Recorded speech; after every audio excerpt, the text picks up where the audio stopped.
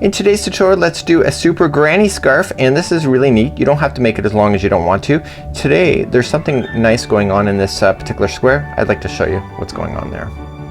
Welcome back to the Crochet Crowd as well as Yarnspirations.com. I'm your host Mikey. Today we're going to do another super scarf. It's a super granny scarf where these granny squares are just kind of sewn to each other in order to form a scarf. Of course, if you don't want a scarf that's 100 inches long, you can stop earlier, and these squares are actually a very fair size. But what's going on in the center here? Do you see it? No, probably not. I'm going to show you what example looks like, because I actually think this color is actually hiding some of the texture, well, at least in this photograph, of what's going on. And of course the colors in any pattern are just suggestions.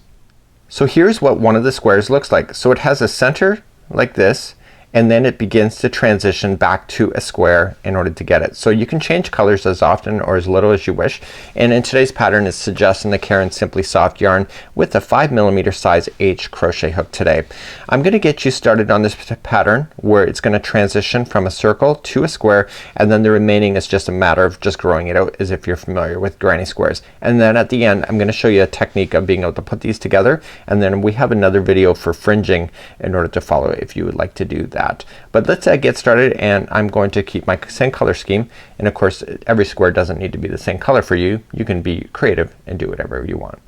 So quickly back to the pattern, we have all of the colors that you would like to do if you wanted to match exactly what the model is wearing, and then there's a crochet diagram which I love, so you can see how things are working up, and to me I love the diagrams. It's just what makes it easy, and you can see how that we follow it up on an edge, and then we continue to start. So I'm gonna be demonstrating how to do this, and then once I get beyond the square then, or beyond the circle, and it becomes standard, then I'm gonna leave the rest for you, and then you can finish it off on your own, and then I'll show you how to do the whip stitching to put them together. So let's begin to start, and we're gonna create a slip knot. Now I know the white is kind of difficult to see on my background, but I want to keep the colors consistent within my project. So I'm gonna start off with a slip knot. Remember that it never counts as one when it's on the hook. So we're going to then chain 4. So 1, 2, 3, and 4, and insert your hook into the beginning chain just like that, and then yarning over and pulling it through. When I go to start round number 1, what I want to do is to put this straggler around the ring as if it's part of it, and therefore it get hidden, so you'll never see the starting strands of your granny square. Let's move along to round number 1.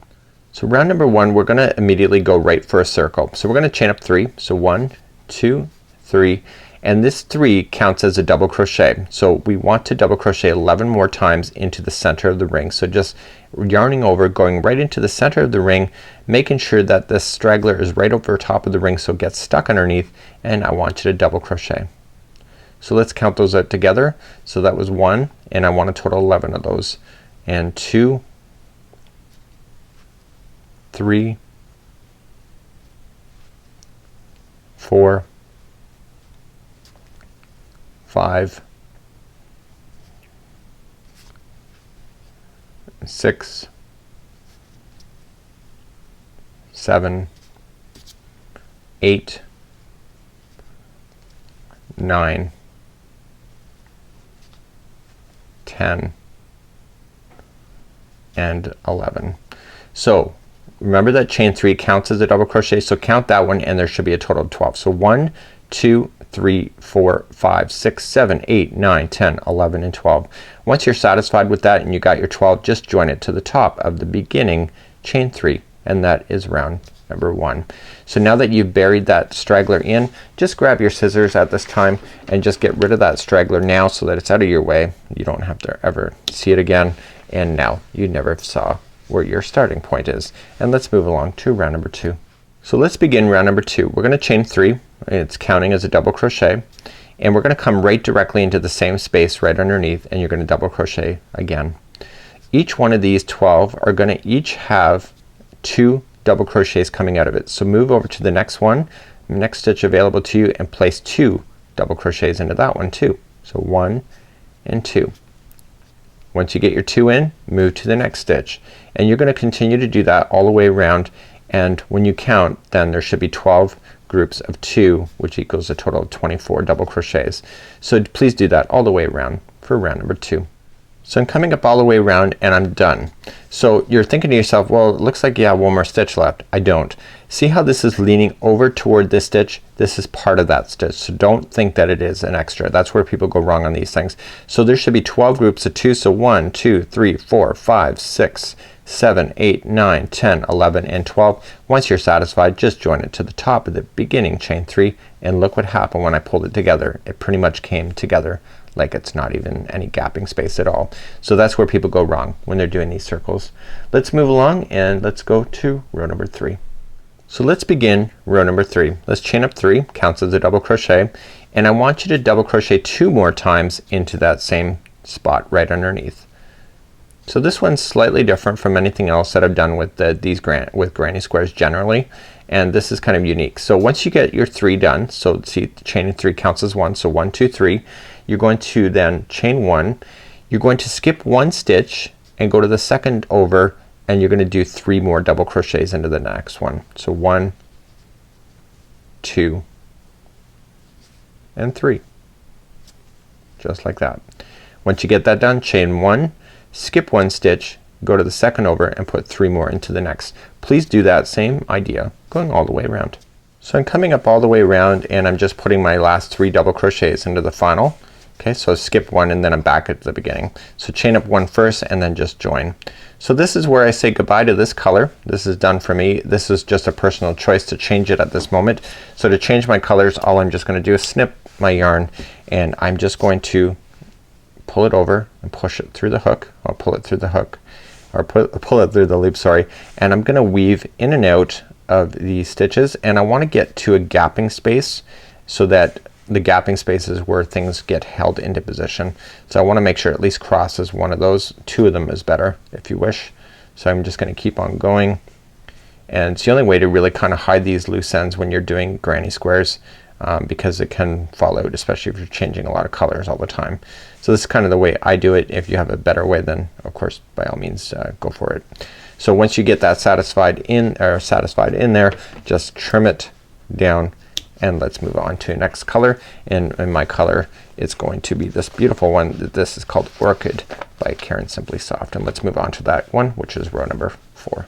So let's create a slip knot to begin. This is my own personal choice, and what I'm gonna do is that I'm going to look for any chain 1 space. So see how they're working groups of 3? That's a chain 1 space right that's in between them. You can go into any one. I like to just kind of mix and match where my startings are, so I just choose somewhere else on the circle. It doesn't matter, they're all equal. So I'm just going to just pull it through and attach, and I'm just going to then begin. So I'm gonna chain up 3, so 1, 2, and 3 counts as a double crochet, and in this one I want to double crochet a total of 2 more times. So there's a total of 3 of them into the same space. So between this row and the last one, this time we're going to chain up 2 and then skip over to the next chain 1 space and just 3 double crochets there. So the only difference is that we're adding an extra chain in order to have this granny square really kind of growing out a lot quicker. So chain 2, move to the next chain 1 space, and please do that all the way around. I'll see you at the end of this round. So I'm coming up all the way around and I'm placing my 3 double crochets into the chain 1 space. It's kind of neat, kind of reminded me of a clock. And then to finish off, chain 2 and then just join to the top of the beginning chain 3 that you'd started with, like that. So at this point at the other side is that you would have had a straggler, so you can safely trim that out, and that's gone. So let's move along to round number 5. In round number 5, what's gonna happen now, just you see here, this is the circle where we are. Round number 5, now we're going to then go right to a square. So we're gonna start off right in the corner, and we're gonna just start off with some trebles to begin, and then we're gonna carry on. So 1 space here is gonna have the corner, 2 spaces are a flat edge, and then the next space is another corner. So it repeats that way going all the way around. So we have this again, so we got the corner, 2 spaces are a flat edge, and then the next space is a corner. Do you see that? So as long as you can understand that, it makes it quite easy to be able to follow along. So let's go for row number 5. So let's go for row number 5. We're now going to convert this into a square. Let's chain up 4. So 1, 2, 3, 4. That counts as a treble. And into the same space right directly underneath, I need you to wrap the hook twice for a treble, and I want you to treble 2 times. So that was 1, and wrap the hook again twice, and then that's doing another treble. So these are trebles, so they're a lot bigger than original ones. So we're gonna chain up 1, and we're gonna move to our first space. So this is a flat side, so there's only gonna be 3 double crochets there. So 1, 2, and 3, followed by a chain 1. Then you go to another space, which is still gonna be a flat side, so there's only gonna be 3 double crochets in that one. So 2 of them in a row are the flat sides. Chain 1. So now here's the next one. So you got your flat sides done, there's 2 in a row, so this must be a corner. So to do a corner, you're gonna treble a total of 3 times. So 1, and treble again for 2, treble again for 3. Okay, so you got one partial of the corner done. So you're gonna then chain 3, 1, 2, 3, coming into the same corner, wrap it twice for a treble, and treble again 3 times. So now you've just completed a full corner. So when we started, we only started with a partial corner, and we'll finish that corner when we get back all the way to the spot over here. So we've only done 1/2 of the corner at this point. So chain up 1, let's do a flat edge. Remember, it's putting 3 double crochets in a row into the space, followed by a chain 1, move to the next one, which is still a flat space because there's 2 in a row. So 1, 2, and 3, chain 1, and then the next one is a corner. So the corner, remember, is a treble 3 times,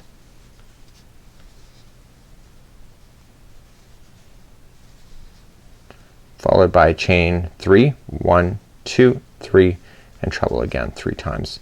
So I want you to carry on with that same pattern going all the way around for round number 5, and this really is not a hard pattern at all by any stretch, and you can see it's a lot of fun. So to begin the next one, so just chain up 1, do your sides, and then another square.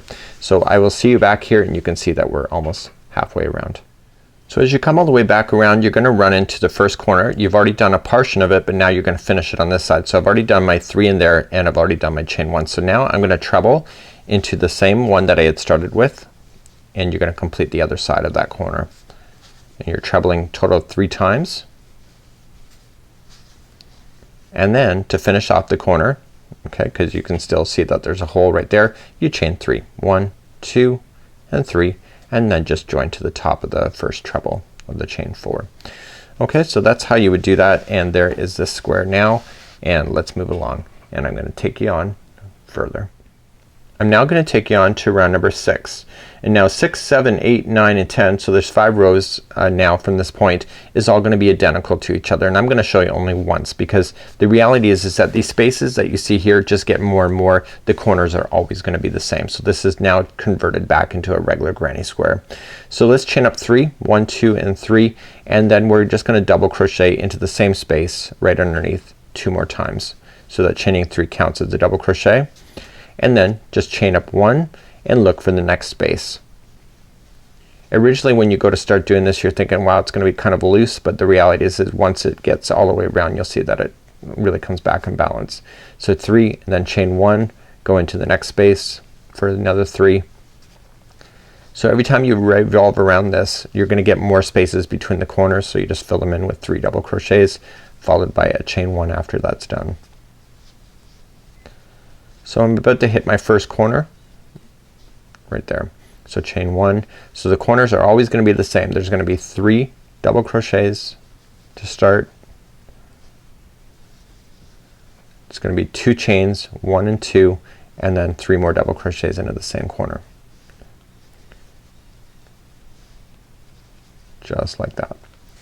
Okay, so now you just move along your sides again. So chain up 1, and then the next space is 3 double crochets. So continue to do that same idea going all the way around. I'll meet you at the end, and I'll show you how to finish this round, and then just get you started in the next, and I'll leave the rest for you to do. And I do a color change after this particular row as well, or round as well, and just follow whatever you want is in your heart for design, or just look at the pattern if you're influenced to make the same example as the model is wearing. So continue to do that all the way around. So as you get all the way back around, the last corner is the one that you started with, so there's already a half already done, so you just finish it off with 3 double crochet and then finish it off with chain 2 and then just join it to the top of the chain 3 that you'd started with. So at this point for myself is that then there's only 4 more rounds left, and so the next 2 rounds are a different color. So I'm just gonna change out my color with you on screen, and so I'm just trim my work, pull it through, and I'm just gonna weave it through. And I want to get it so it's gonna, the next time there's stuff going into the gap space, so it's gonna hold it down into position, and then as long as I get to the first gapping space, that's also gonna hold it into position as well. So I like to just do it that way, just makes it more peace of mind for myself, and then I trim. So let's begin, and I'm going for gray next in my particular color scheme. So when I start colors, I start off with a slip knot, and every round from this point from the last one is all identical. So I'm just gonna choose a different corner to go into. I just like just to randomize it a bit. It just is my thing. So I just attach it, chain up 3, 1, 2, 3, going into the same space underneath for 2 more double crochets like so. So I just covered this and chain 1, move to the next space, and then there's 3 double crochets into the same one. And then in corners again, it's always the same, a 3 double crochet, 2 chain, 3 double crochet, and then just revolve all the way around. So the next time I see you, I will have the whole square done, and then I'm gonna show you a sewing technique of whip stitching in order to put these together in order to have a really beautiful seam if you're gonna wear it as a scarf. And you can also use the same technique if you're doing Afghan or throw work or anything like that. And I'll see you at that time. So I'm just finishing up my final revolution. There's a total of 10 revolutions around here, 10 rounds to make this granny square. And of course if you want to make it bigger, you can continue. If you didn't want it so big, you can stop earlier. As long as you're consistent, you know, you are the artist at the end of the day, so you can do what you want. So just continuing to go as normal, and now I'm gonna completely fasten off at this point, and I am done making the square. So what I would recommend to you is that if you're gonna do the scarf as is, probably get all your squares done first, and then lay them out on the table and determine how many you want to do, unless you want to do the entire super scarf, and then you can just make it to the length that you would like to do. So at this point I'm going to show you how to do a whip stitch in order to bring these together so you have a really beautiful seam through. And there's different ways of doing it. Some people like to single crochet, other people like to bunch their edges together. I'm gonna show you an invisible seam that is actually really quite desirable, and etc. So let's just finish that off, and I'm going to grab my yarn and I'm gonna show you what to do next. So this is another super scarf that I did, and this is using the Karen Cakes yarn, and I did the fringing afterwards, so you might see that as I turn it around. So this is done with an invisible seam that is joining these squares together. Now because all the squares are the same size, is that they just match directly to each other as they begin. So this particular one that we're working on is that they're just lining up like so. So forget that you see this one up here, and they just kind of go stacked. So you could just do anything that you want to do it. And this is an invisible seam. It has a really beautiful finish on the front side and the back, and it's a whip stitching using a technique of just using one of the loops. And that's what I'm going to show you today. So I'm gonna need you to grab some yarn. So let's look at the length of this, and let's grab the same color that you're using for the edge, and just make sure you have a little bit of extra, and just trim it. You're gonna need a darning needle for this particular element to it, and I'm just grabbing that here off screen, and I want to put the darning needle onto this strand, and on the other side I want you to form a slip knot. And this is my own kind of idea in order to really kind of not be paranoid that it's gonna fall apart. So now I got my strand ready, but what am I gonna do? I'm gonna show you exactly how to do the invisible seam. So here I have 2 granny squares that are identical, and I'm only attaching them here. So then the next one will then be attached here. So for my scarf. So it's, you see it's quite a distance. So let's take a look at the stitch work. So remember that when we had stitches, we have 2 loops. Okay, so we have 2 loops make 1 stitch, just like you see here. Let me zoom in on that, and let me just show you that in a second. See? So you see that there's 2 loops. Okay, so the first one closest to you is a front loop and the other one away from you is the back loop. And so what I want you to do is pay attention to these loops, because where you attach this yarn together matters, and being able to make it do a beautiful join. So let me just back away the camera a little bit and then I'm gonna show you exactly what to do. So the technique is to have the front sides facing up. So the good sides are facing up. You can see that there's a definite difference of one side versus the other. So if you see it like this, you see it doesn't look the same. So you want to make sure your sides are facing up just for your ease. So what I want you to do is that you're gonna start off in the corner. Remember that there was 2 chains right in the corner. So instead of just going through 2 strands like you would be as if it was a stitch, you want to go through the back one of this one here. So if you looked at it from this point of view, you're going to the back one. And I want you to pull this strand partially through, but not all the way. And then I want you to go to the other same one on the other side. It's the first chain. Okay, and this time I want to get the front loop on this one if I'm looking at it from this perspective. So it's the front loop of that same chain. So I'm not going into both of the strands on either of these, just one or the other. Okay, and once I get it close, I'm gonna put this needle through the loop like so, and just kind of pull it snug. Now I want to use this straggler, and I want to kind of just position it like this for myself, and I want to leave this straggler down on top. I know it's kind of harder to see. Let me get back in and show you exactly what I'm doing. So what I want to do is that I want to move to my first one here. So on this one here I want to go to the back loop, okay, from my point of view, and this one here I want to go to the same stitch. So this is the first one of the 3 double crochets, so I'm gonna go to the first of the 3 double crochets on the other side and go for the front loop of that one. Okay, so it's whatever is facing you. So before I pull this nice and shut, I want to get that straggler so that the straggler comes in between the loop like this, and leave that straggler down, therefore you don't have to hide it later. So now just moving to the second one, go to the back loop on this one, front loop on this one, leaving that straggler down in, just kind of wrap it around. This is called a whip stitch, and I'm pulling on it but I'm not going crazy about it. So go to the next double crochet, back loop in that one, front loop in this one, and I'm leaving that straggler. So once you get past and you've got about an inch or so of the straggler, then it's good. So this is the chain, so you're gonna go to the back loop of the chain and go to the chain on the other side for the front loop like that, and just wrap. So I'm gonna let that straggler now fall out of the way and behind. So I just continue just to match. So this one's a double crochet, I'm matching to the other double crochet. So back loop this one, front loop in the other.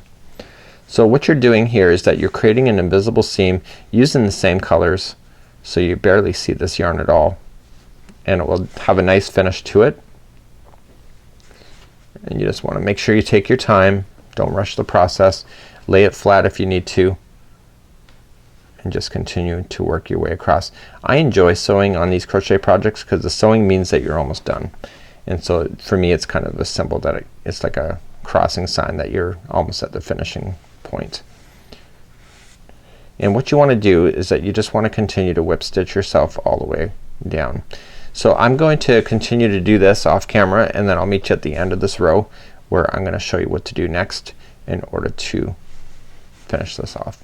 So I'm just finishing up going all the way down. I want to make sure there's not too much tension here, because if you get too much tension it's gonna look like it's bunching up when you go to join these things. I'm continuing just to match the stitches as I've gone across, and whatever angle it is for you to be able to work with is completely up to you. Sorry, my hat is bumping into the camera. I have my special glasses on and yet I'm still bumping into the camera to get closer. So I'm gonna go right to the edge, just making sure everything's matching to each other, and I'm gonna go to the first chain in once I get to a corner. So there we go. So one more, and they're gonna match. So now I'm just gonna, before I do anything and tie it off, I just want to kind of stretch things, make sure it's all good. See that? Beautiful seam right down through the middle. You can do this with any granny square. And then what you just do is, now that you've got that done, just tie a quick little knot here, just like that, no big deal. And I want you to drag the hook or sorry, the needle through about 1 inch in one direction. Don't put any tension on it, just kind of make sure it's nice and loose, and then go back in the other direction, and that's the second time. And if you go back and forth 3 times, you can completely cut that down into the project and you'll never see it. So go one more time in the other direction. It's called an invisible seam. It actually looks amazing if you do it right. Just like that. And I can cut it right down to the project. And because the other one I was burying it as I went, it's on the back, I can safely then trim that one as well. And let me quickly show you how to do fringe, because now that you have this sewn together, you just continue to do that until you get to the edge. But now let's do a fringe, and I'll show you how to do that next. So let's review on how to do fringe. So fringe is basically what's hanging off. That it's completely optional if you wish to put it on or not. So you need to do 4 strands that are 20 inches long, and they have to be pre-cut before you can do this. So that's what I have here. So what I'm not worried about if I got it a little bit wrong at the same time, but what I want to do is take that strand now and fold it in half. So take them all, and I don't want to lose the loop that is created around the halfway point. Now using my darning needle, I'm going to insert my hook into a stitch right on an edge. Pull the yarn through like that. Okay, and using that hook you still have it where it's separated, and then just using your fingers insert the rest of that through that loop like that, and then just pull. Just don't go crazy on it, but just pull it nice and tight. So let me review on how to do that again. So take the next group, so you're gonna want to prepare it in advance and fold it roughly in half. Get it as close as you can. Once you have that, you have a loop. Go to your next stitch, or if you want to go every other stitch, that's completely up to you. Just insert your hook, pull the yarn group through, it'll still be separated, and then just put these strands all through that big loop that you're creating. So just take your time with it and pull it through, and then once it's through, just pull on it and make it nice and snug. So that'd be how you would do fringe for this. It's a kind of a neat concept. Fringe actually is kind of what makes it, and then once it's all, you get enough in there, it'll all look nice and fringy, and therefore you'll have a really good time. So that's it for how to do this particular granny square. This is a super square super scarf with yarnspirations.com. Have a super afternoon, and we'll see you again real soon. Bye bye.